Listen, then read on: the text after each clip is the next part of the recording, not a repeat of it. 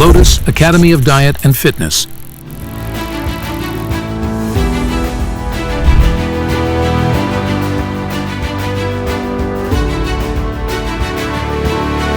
Chapter 3: Carbohydrate Metabolism. Carbohydrate metabolism. Carbohydrate चयापचय में शरीर में कार्बोहाइड्रेट का टूटना, संश्लेषण और उपयोग शामिल होता है। कार्बोहाइड्रेट एक प्राथमिक ऊर्जा स्रोत है जो रक्त शर्करा के स्तर को बनाए रखने और विभिन्न शारीरिक कार्यों को बढ़ावा देने के लिए महत्वपूर्ण है। कार्बोहाइड्रेट चयापचय के प्रमुख पहलू यहाँ दिए गए हैं। ग्लाइकोलाइसिस। ग्लाइकोलाइसिस कार्बोहाइड्रेट चयापचय का पहला चरण है जो कोशिका के साइटोप्लाज्म में होता है। ये ग्लूकोज एक 6 कार्बन चीनी को 2-3 कार्बन पायरुवेट अणुओं में तोड़ देता है। यह प्रक्रिया थोड़ी मात्रा में एटीपी एडेनोसिन ट्राइफॉस्फेट और एनएडीएच निकोटिनमाइड एडेनिन डाइन्यूक्लियोटाइड का उत्पादन करती है, जिसका उपयोग कोशिकाएं ऊर्जा उत्पादन के लिए करती हैं। पायरुवेट डीकार्बोक्सिलेशन और साइट्रिक एसिड चक्र, क्रेब्स चक्र। यदि ऑक्सीजन मौजूद है तो ग्लाइकोलाइसिस से पायरुवेट माइटोकॉन्ड्रिया में प्रवेश करता है। पायरुवेट डीकार्बोक्सिलेशन से गुजरता है, एसिटाइल सीओए बनाता है, साइट्रिक एसिड चक्र में प्रवेश करता है। इस चक्र में एसिटाइल सीओए ऑक्सीकरण होता है, जिससे बाद के ऊर्जा उत्पादन के लिए एटीपी, एनएडीएच और एफएडीएच2 का उत्पादन होता है। इलेक्ट्रॉन परिवहन श्रृंखला और ऑक्सीडेटिव फॉस्फोराइलेशन, ग्लाइकोलाइसिस और साइट्रिक एसिड चक्र से NADH और FADH2 आंतरिक माइटोकॉन्ड्रियल झिल्ली में इलेक्ट्रॉन परिवहन श्रृंखला को ईंधन देते हैं। इलेक्ट्रॉन प्रोटीन कॉम्प्लेक्स के माध्यम से चलते हैं, जिससे एक प्रोटॉन ग्रेडियंट बनता है। ATP सिंथेज ऑक्सीडेटिव फास्फोरिलीकरण में ATP का उत्पादन करने के लिए इस ग्रेडियंट का उपयोग करता है। ग्लाइकोजेनेसिस उच्च रक्त शर्करा की स्थिति में अतिरिक्त ग्लूकोज को ग्लाइकोजेनेसिस के माध्यम से भंडारण के लिए ग्लाइकोजन में परिवर्तित किया जाता है। यह मुख्य रूप से यकृत और मांसपेशियों में होता है। रक्त का स्तर कम होने पर ग्लूकोज का त्वरित स्रोत प्रदान करता है। ग्लाइकोजेनोलिसिस। ग्लाइकोजेनोलिसिस ग्लाइकोजन का ग्लूकोज में टूटना है, जो तब होता है जब रक्त में ग्लूकोज का स्तर कम होता है, जैसे उपवास या व्यायाम के दौरान। एंजाइम ग्लाइकोजन फॉस्फोरिलेज ग्लाइकोजन से ग्लूकोज 1 फॉस्फेट छोड़ता है, जो आगे ग्लूकोज 6 फॉस्फेट में और फिर मुक्त ग्लूकोज में परिवर्तित हो जाता है। ग्लूकोनोजेनेसिस। ग्लूकोनियोजेनेसिस गैर कार्बोहाइड्रेट स्रोतों से ग्लूकोज का संश्लेषण है, जो मुख्य रूप से यकृत और गुर्दे में होता है। उपवास या सीमित ग्लूकोज उपलब्धता के दौरान रक्त शर्करा के स्तर को बनाए रखने के लिए यह आवश्यक है। रक्त ग्लूकोज स्तर का विनियमन। रक्त ग्लूकोज स्तर इंसुलिन और ग्लूकागन द्वारा नियंत्रित किया जाता है। इंसुलिन ग्लूकोज अवशोषण और ग्लाइकोजन संश्लेषण को बढ़ावा देता है, जबकि ग्लूकोनियोजेनेसिस को रोकता है। ग्लूकागन ग्लाइकोजेनोलिसिस और ग्लूकोनियोजेनेसिस को उत्तेजित करता है, जिससे रक्त शर्करा का स्तर बढ़ता है। कार्बोहाइड्रेट चयापचय एक कसकर विनियमित प्रक्रिया है जो ऊर्जा के लिए ग्लूकोज की उपलब्धता सुनिश्चित करती है। इसमें एंजाइमेटिक प्रतिक्रियाएं, हार्मोनल नियंत्रण और अन्य चयापचय मार्गों के साथ बातचीत शामिल है। ऊर्जा चयापचय में कार्बोहाइड्रेट। कार्बोहाइड्रेट ऊर्जा चयापचय के लिए आवश्यक है। खाद्य ऊर्जा को एटीपी में परिवर्तित करते हैं। प्राथमिक सेलुलर ऊर्जा मुद्रा विभिन्न सेलुलर गतिविधियों को बढ़ावा देते हैं। ऊर्जा चयापचय में 2 मुख्य प्रकार के कार्बोहाइड्रेट शामिल होते हैं। सरल कार्बोहाइड्रेट मोनोसैकेराइड और डिसैकेराइड। मोनोसैकेराइड एकल शर्करा इकाइयां हैं, जैसे ग्लूकोज, फ्रुक्टोज और गैलेक्टोज। डिसैकेराइड 2 मोनोसैकेराइड के संयोजन से बनते हैं, जैसे sucrose, glucose plus fructose, lactose, glucose plus galactose और maltose, glucose plus glucose.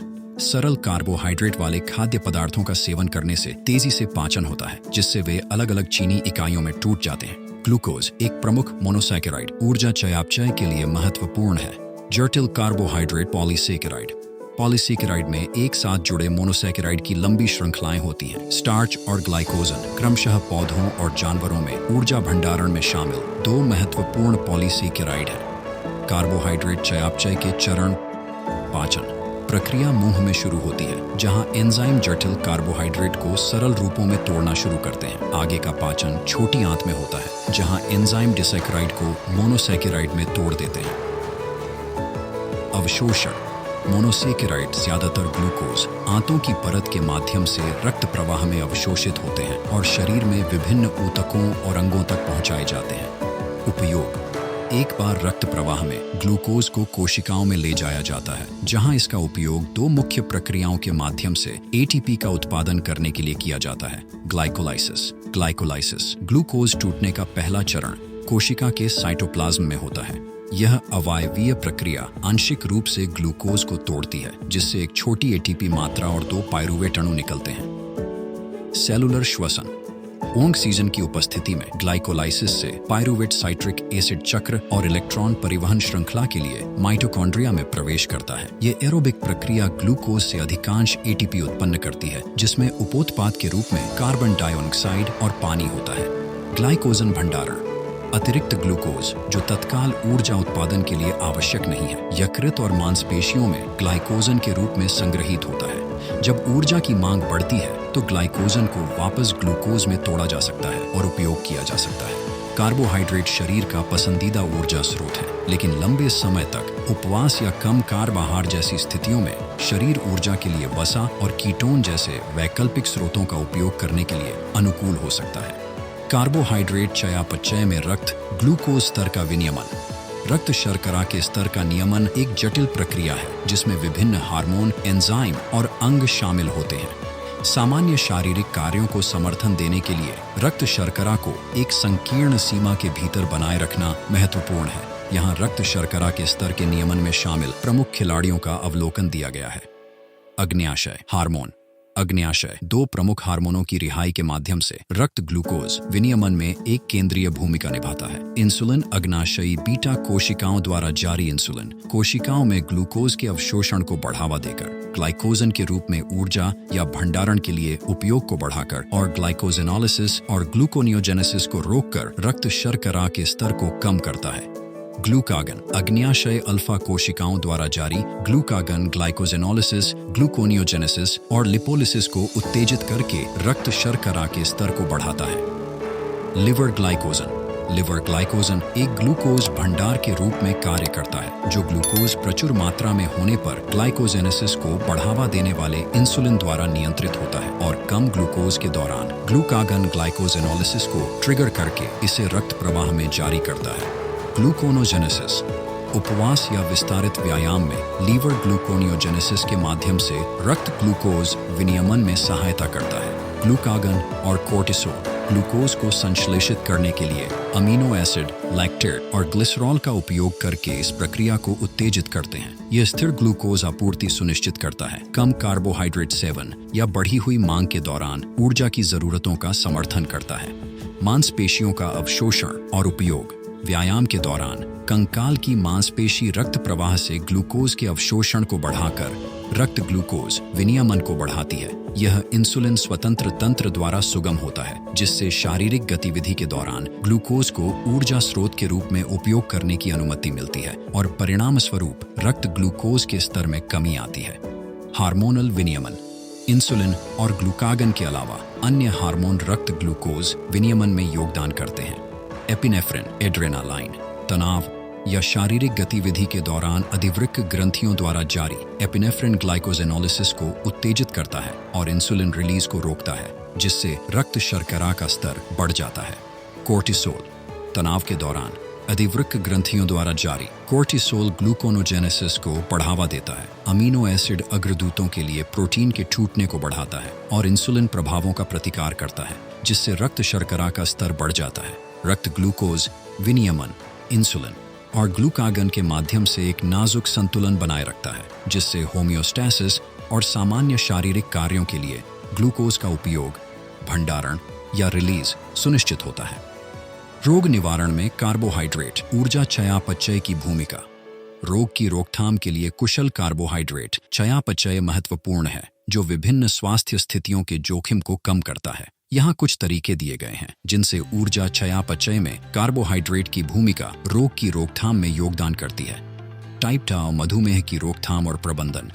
Insulin द्वारा नियंत्रित उचित कार्बोहाइड्रेट चयापचय रक्त शर्करा के स्तर को बनाए रखने के लिए आवश्यक है। अपर्याप्तता या इंसुलिन प्रतिरोध रक्त शर्करा को बढ़ा सकता है, जिससे टाइप 2 मधुमेह का खतरा बढ़ सकता है। जटिल कार्बोहाइड्रेट पर जोर देने वाला संतुलित आहार ग्लूकोज विनियमन का समर्थन करता है और मधुमेह के खतरे को कम करता है। मोटापा और मेटाबॉलिक सिंड्रोम की रोकथाम। कुशल कार्बोहाइड्रेट चयापचय रक्त प्रवाह में अतिरिक्त ग्लूकोज को रोकता है, जिससे वजन बढ़ने और मोटापे का खतरा कम हो जाता है। यह महत्वपूर्ण है क्योंकि मोटापा चयापचय सिंड्रोम से जुड़ा हुआ है, जिसमें उच्च रक्तचाप, रक्त शर्करा, असामान्य कोलेस्ट्रॉल और पेट का मोटापा शामिल है। सही कार्बोहाइड्रेट सेवन वाला संतुलित आहार वजन प्रबंधन में सहायता करता है और मेटाबॉलिक सिंड्रोम के जोखिम को कम करता है। हृदय रोग की रोकथाम। उचित कार्बोहाइड्रेट चयापचय फाइबर युक्त जटिल कार्बोहाइड्रेट के सेवन के साथ कोलेस्ट्रॉल के स्तर को प्रबंधित करने में सहायता करता है। जई और फलियां जैसे खाद्य पदार्थों में मौजूद घुलनशील फाइबर एलडीएल कोलेस्ट्रॉल को कम करता है, जिससे एथेरोस्क्लेरोसिस, हृदय रोग और स्ट्रोक का खतरा कम हो जाता है। गैस्ट्रोइंटेस्टाइनल स्वास्थ्य। कार्बोहाइड्रेट विशेष रूप से आहार फाइबर एक स्वस्थ पाचन तंत्र के लिए अभिन्न अंग है। फाइबर नियमित मल त्याग को बढ़ावा देता है, कब्ज को रोकता है और एक विविध और स्वस्थ आंत माइक्रोबायोम को बढ़ावा देता है, जिससे गैस्ट्रोइंटेस्टाइनल विकारों का खतरा कम हो जाता है। पुरानी सूजन।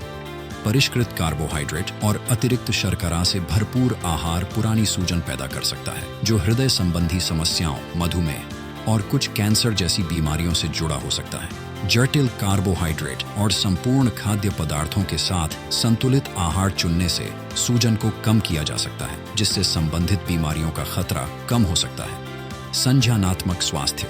कुशल कार्बोहाइड्रेट चयापचय मस्तिष्क को ग्लूकोज की निरंतर आपूर्ति सुनिश्चित करता है, जो संज्ञानात्मक कार्य के लिए महत्वपूर्ण है। यह मस्तिष्क स्वास्थ्य का समर्थन करता है और संज्ञानात्मक गिरावट और न्यूरोडिजेनरेटिव रोगों के जोखिम को कम करता है। कार्बोहाइड्रेट चयापचय के रोग निवारक लाभों को अनुकूलित करने के लिए साबुत अनाज, फल, सब्जियां और फलियां को प्राथमिकता दें। परिष्कृत शर्करा और प्रसंस्कृत खाद्य पदार्थ कम से कम लें। कार्बोहाइड्रेट को प्रोटीन और स्वस्थ वसा के साथ मिलाने से रक्त शर्करा के स्तर को नियंत्रित करने और पूरे दिन ऊर्जा बनाए रखने में मदद मिलती है।